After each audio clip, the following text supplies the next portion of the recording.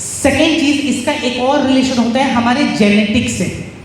अगर हमारे पूर्वज है, जैसे हमारे दादा हो गए, हमारी दादी हो गई, नाना नानी, अगर उनके बालों में कोई समस्या थी, हो सकता है एक जनरेशन को छोड़कर उसके अगले जनरेशन पे वो प्रॉब्लम शिफ्ट हो जाए। तो ये भी बड़ा ही कॉमन सा प्रॉब्लम है। लेकिन अगर हम बालों के स्कैल्प पे अगर हमने काम कर लिया और पेट पे काम कर लिया और जिंक की कैपेसिटी को इनहेंस कर दिया, तो इन चीज़ों से हम छुटकारा पा सकते हैं। तो पहले बालों के स्कैल्प को इनहेंस करने के लिए हम इस्तेमाल करेंगे हेयर डॉक ऑयल का। हफ्ते में मात्र 3 दिन हमें इस्तेमाल करना है, ठीक है, ज़्यादा नहीं, बस 3 दिन। रात को हम इससे मालिश करेंगे और 7-8 घंटे के लिए छोड़ देंगे, और सुबह सुबह हमारा जो हेयर क्लीनर है इससे हम अपने बाल को साफ कर लेंगे। तो हेयर डॉक ऑयल 3 दिन इस्तेमाल करेंगे और हेयर क्लीनर ये भी 3 दिन। इसके बाद से हमें हर 15 दिन पे, आप चाहें तो हमारा हर्बल मेहंदी पाउडर है, इसका इस्तेमाल भी कर सकते हैं, लेकिन 15 दिनों पे ही, यानी कि महीने में बस 2 बार। डोज क्या रहेगा, तो जितने आपके बाल हैं उसी हिसाब से आप इस मेहंदी पाउडर का इस्तेमाल करेंगे। ये हमारे बालों की डेंसिटी को बढ़ाता है और जो डैंड्रफ है उसको कम करता है। इसके बाद पेट पे काम करना बहुत इंपॉर्टेंट है बालों के लिए भी। तो पहले तो जिंक कैप्सूल ऐड करेंगे खाने में, इसके बाद त्रिफला ऐड करेंगे। जिंक कैप्सूल आप चाहें तो दिन में 1 से 2 टैबलेट ले सकते हैं, और त्रिफला हमें खाली रात के रात लेना है। क्लियर? चलिए नेक्स्ट। ओके, ये भी हमारे होम केयर के कुछ प्रोडक्ट है, इस पर हम ज़्यादा बात नहीं करते हैं। यहाँ पे कुछ हमारे पर्सनल केयर के प्रोडक्ट हैं, जहाँ पे फिलहाल जो मेरा फेवरेट है मैं उसके बारे में बता दूँ। यहाँ पे है हमारा गोट मिल्क बार। मैं आप सभी को सजेस्ट करता हूँ, अगर आपके स्किन में रूखापन बहुत ज़्यादा है और आपके पूरे स्किन में बहुत ज़्यादा ड्राइनेस आ रही है, खुजली वगैरह की समस्या हो रही है, और आपके स्किन का जो ग्लो है वो कम हो गया है, तो आप इस गोट मिल्क बार का उपयोग करें। इसमें 100% गोट मिल्क का इस्तेमाल किया गया है, प्लस तिल का इस्तेमाल किया गया है, और ये 100% केमिकल फ्री प्रोडक्ट है, तो इसका कोई भी साइड इफेक्ट नहीं होता। क्लियर? बाकी ये हमारे होम केयर के प्रोडक्ट है, और इसके बारे में ज़्यादा हम डिस्कस नहीं करेंगे। खाली ये बता दूँ, इससे अगर आप सपोज कीजिए, मैं एग्जांपल लेता हूँ, हमारा जो लाइम फ्रेश साबुन है, बर्तन धोने का साबुन है, ये बर्तन धोने के साबुन में कभी कभी पैराबेंस का इस्तेमाल किया जाता है। पैराबेंस से बेसिकली हमारे हाथों में रूखापन आ जाता है, इसमें पैराबेंस नहीं है। यानी कि अगर आप इस साबुन से बर्तन को धोते हैं, वो बर्तन साफ भी होगा, लेकिन हमारे हाथों में रूखापन नहीं आएगा। और ये भी जितने भी प्रोडक्ट्स हैं, इसका कोई भी साइड इफेक्ट नहीं है। खाली एक चीज़ बता दूँ, इसको पीना नहीं है। साइड इफेक्ट का मतलब ये नहीं होता है पीने के बाद साइड इफेक्ट आएगा। साइड इफेक्ट स्मेल से भी आता है और हाथों के ऊपर भी आता है, तो इसका वैसा कोई साइड इफेक्ट नहीं है। क्लियर? नेक्स्ट, चलिए हमारा 2 कैटेगरी बचा हुआ है, फटाफट देखते हैं। एग्रीकल्चर बहुत इंपॉर्टेंट कैटेगरी। पहले ये बताएं, यहाँ पे कितने लोग किसान परिवार से हैं? ओके, 90% लोग हैं। तो एक बार मेरे किसान भाइयों बहनों के लिए जोरदार तालियां।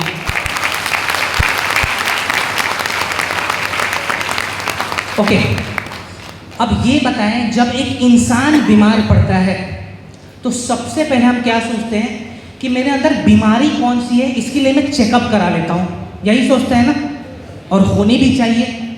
लेकिन जब हमारी मिट्टी में कोई समस्या है तो क्या हम मिट्टी का जांच कराते हैं? कितने लोग हैं जो मिट्टी का जांच कराते हैं साल में कम से कम 2 बार? 1 2 साल में 2 बार है तो 2 लोग दिख गए मुझे। 6 महीना पे इन्होंने करा लिया, 6 महीने पे इन्होंने करा लिया, है ना। लेकिन यहाँ पे किसान परिवार से 80% लोग हैं। तो आप समझिए, हम अपने शरीर को तो खराब कर ही रहे हैं, क्योंकि हम अपने शरीर पे भी ध्यान नहीं देते, लेकिन हम अपने मिट्टी पे भी ध्यान नहीं दे रहे। और अगर हमारी मिट्टी एक बार खराब हो गई, उससे निकलने वाले फल और सब्जी हमारे शरीर को नहीं बचा पाएगी। तो हमें अगर शरीर को बचाना है तो इस मिट्टी को भी बचाना पड़ेगा। तो सबसे पहले हम अपने मिट्टी का जांच कराएंगे।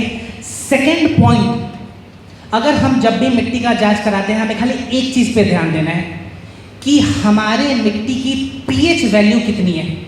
अगर हमारे मिट्टी का पीएच वैल्यू 8 से ज़्यादा है तो हमारी मिट्टी बिल्कुल हेल्दी है, एल्कलाइन है।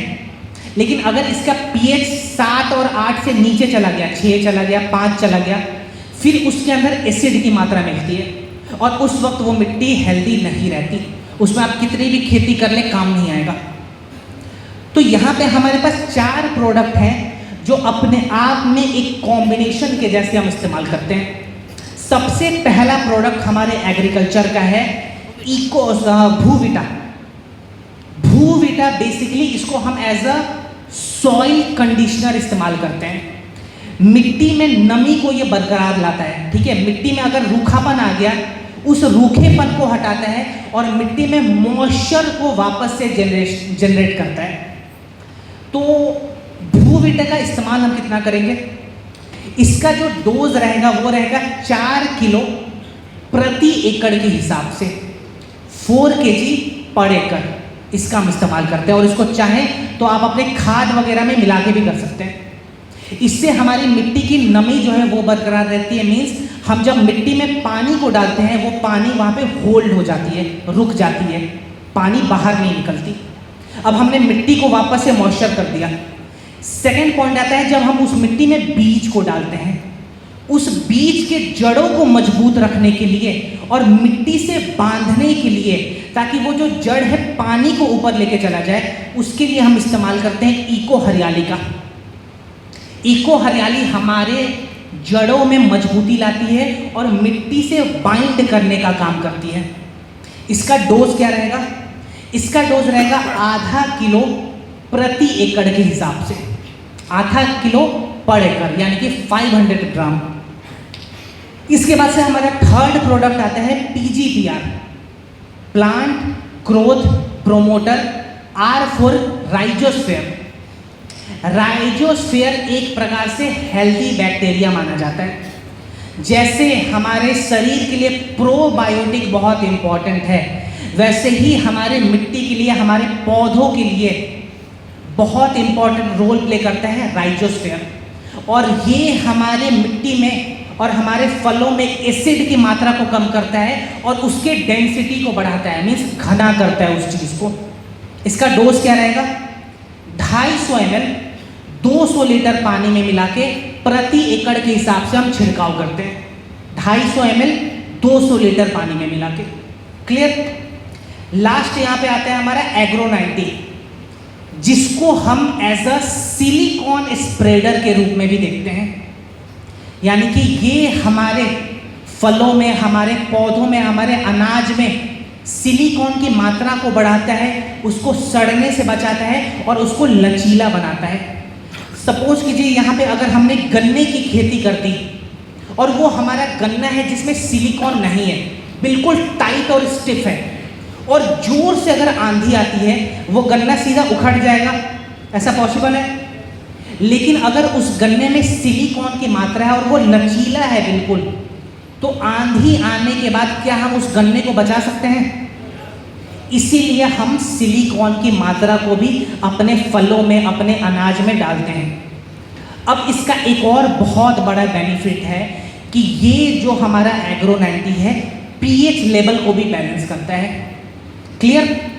बाकी ये जो चारों प्रोडक्ट हैं आप एक कॉम्बिनेशन के जैसे लिख सकते हैं, प्लस इसको आप अपने खाद वगैरह के साथ, अपने डोज के साथ, अपनी मिट्टी की क्वालिटी के साथ एक्सपेरिमेंट करके भी इसका इस्तेमाल कर सकते हैं। क्लियर। चलिए नेक्स्ट आखिरी सेक्शन हमारे आज का वेटनरी प्रोडक्ट, यानी कि हमारे पशुओं का प्रोडक्ट है ये। देखिए हमारे एमडी साहब ने हमारे लिए भी प्रोडक्ट बना दिया, हमारे मिट्टी के लिए भी प्रोडक्ट बना दिया और हमारे पशुओं के लिए भी, हमारे मवेशियों के लिए भी प्रोडक्ट बना दिया। जैसे इंसान में कैल्शियम की कमी हो सकती है, जैसे इंसान में हेल्दी फैट की कमी हो सकती है, वैसे ही पशुओं में भी कैल्शियम की कमी हो सकती है और हेल्दी फैट की कमी हो सकती है। अगर पशुओं में कैल्शियम की कमी हो गई तो सबसे बड़ी समस्या ये आएगी कि उनकी जो एज है वो धीरे धीरे कम होनी शुरू हो जाएगी। मीन्स वो लंबे समय तक जीवित नहीं रह पाएंगे।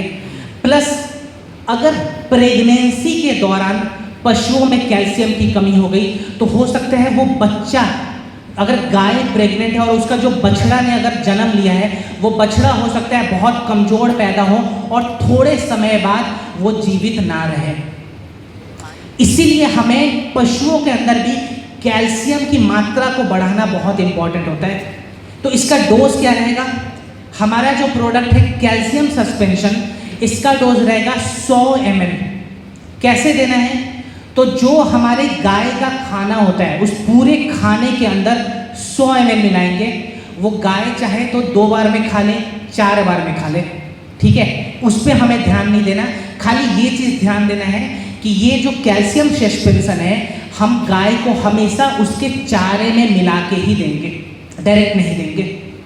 सेकेंड प्रोडक्ट आता है हमारा फैट बूस्टर पाउडर। ये हेल्दी फैट को जनरेट करता है जिससे कि दूध की क्वालिटी बहुत अच्छी होती है। सेकेंड, स्किन रिलेटेड प्रॉब्लम हमारे मवेशियों में नहीं होता। तो इसका डोज क्या रहेगा? इसका डोज रहेगा 100 ग्राम। और 100 ग्राम कैसे देंगे? उनके चारे के अंदर मिला के देंगे। क्लियर हो गया? तो ये 2 प्रोडक्ट है जो हम पशुओं को बेहतर बनाने के लिए इस्तेमाल करते हैं। तो बस ये था हमारा आज का आखिरी प्रोडक्ट। पहले तो ये बताएं कितने लोगों ने कॉम्बिनेशन को तरीके से नोट डाउन किया है? वैसे मैं यहाँ से देख भी रहा था, ओके, लगभग सभी लोगों ने। जिनके पास डायरी नहीं है वो भी हाथ उठा रहे हैं कि सर हमने भी लिखा है लेकिन दिमाग में लिखा है। तो कोई बात नहीं, जिनकी डायरी छूट गई थी वो बगल वाले से एक नोट ले लेंगे।